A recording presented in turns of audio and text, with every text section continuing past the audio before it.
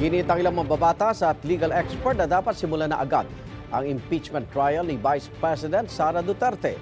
Sagot naman ni Senate President Chisa Escudero, magkakaroon lang ng special session ng Kongreso kapag iniutos ng Pangulo. May unang balita si Bob Gonzales. Kung si Pangulong Bongbong Marcos daw ang magpapatawag ng special session para mapag-usapan ang impeachment trial ni Vice President Sara Duterte, wala raw magagawa ang Senado kundi tumalima. Pero manggagaling ba sa amin ang kagustuhan yan o sa akin ang kagustuhan yan? Hindi, Nympha. Dahil ulitin ko, ayokong tratuing special. wala naman daw siyang natatanggap na tawag mula sa Pangulo o Kamara kaugnay rito. Nauna nang sinabi ni Escudero na hindi kailangan ng special session para masimula ng impeachment trial. Wala akong balak. Ano ba yung rason bakit kailangan? Dahil ba special siya? Dahil ba minamadali natin? Dahil ba galit na galit yung ilang sektor at gustong mag-trial na agad? Paniniwala ko, dapat maging patas para hindi magdulot ng instabilidad at para hindi magdulot ng duda kaugnay sa magiging pasya ng impeachment court pagdating ng panahon. Kaya tanong ni Escudero sa mga kongresista, bakit pinatagal nila ang proseso ng reklamong impeachment? May trabaho kaming kailangan at dapat gawin kaugnay ng legislasyon na hindi kailangan inaabangan ng isang bagay na, ulitin ko, mahigit 2 buwan nilang inupuan. Pangalawa, para sa akin, may mga kailangan pang gawing hakbangin ng Senado bago pa kami makapag-trial. Wala kaming sinisisi, wala kaming sinasabing magsimula agad. Konstitusyon lang naman ang nagsasabi noon at walang kondisyon na nakalagay sa ating konstitusyon. Kung kailan pwede magsimula, ang nakalagay lang ay sa labing madaling panahon. Sabi ni Senate Minority Leader Coco Pimentel, kung may special session, mapapabilis ang impeachment proceedings pati ang pagpasa sa mga prioridad na batas ng administrasyon. Dapat daw may sense of urgency. Bagaman hindi raw ibig sabihin ay dapat aksyonan agad pagkatanggap ng impeachment complaint, hindi na aniya forthwith kung 3.5 buwan ang palalampasin.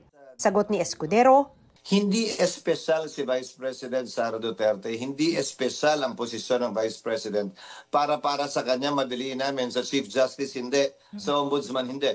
Pare-pareho lamang silang impeachable officers na sa ilalim ng konstitusyon ay dapat tratuin din ng pare-parehas. Noong impeachment ni na dating Chief Justice Renato Corona at Ombudsman Merceditas Gutierrez, inabot ng mahigit 1 buwan bago nag-trial ang Senado. Ayon naman kay retired Senior Associate Justice Antonio Carpio, pwedeng magpatawag ng special session ng Pangulo para sa isang urgent bill at doon matalakay na rin ang impeachment. Siguro isang session day lang yon. So, kahit na 20 days, kaya na yun eh. So they can now convene as a impeachment court dahil they are in session.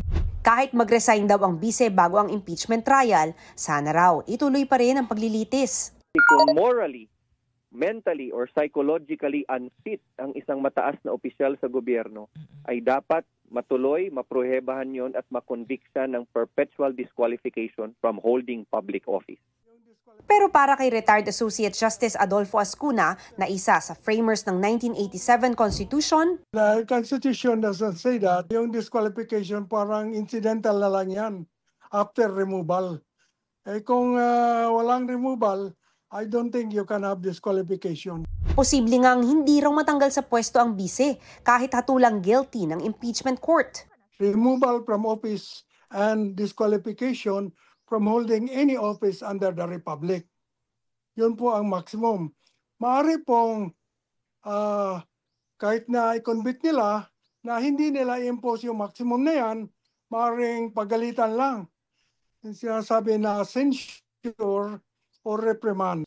Ang malinaw raw, dapat umpisahan na ng 19th Congress ang impeachment trial bago matapos ang termino nila sa June 30. Kung hindi pa nila umpisahan, at saka na lang on the 20th Congress lang umpisahan, palagay ko may problema.